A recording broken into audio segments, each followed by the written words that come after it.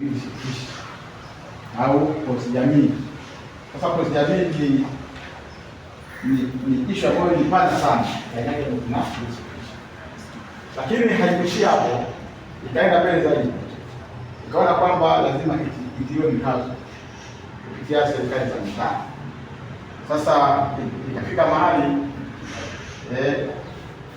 madiwani wakakaa katika vikao vyao ambao wanahusika kutunga sheria za mitaa yao, wakapitisha sheria hii nchi nzima.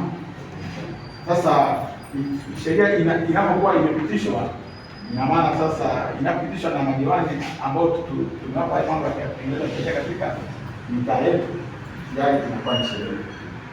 Kwa hiyo jambo hili la ulinzi shirikishi ni jambo ambalo liko kisheria na inaeleza vizuri na namna gani ya kuiendea nafahamika.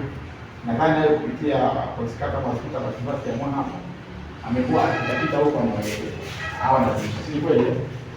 Kwa kuwapitisha tu kwa kifupi kwamba sheria inasemaje sasa. Sasa tunazungumzia sheria. Sheria inasema kwamba kila mtaa au kila shina kutakuwa na ulinzi shirikishi ambao aidha wananchi wenyewe katika mtaa huo,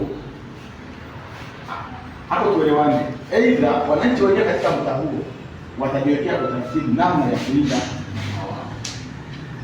au ukishindwa kulipa basi utatoa pesa ambayo mtakayekuwa mmekubaliana katika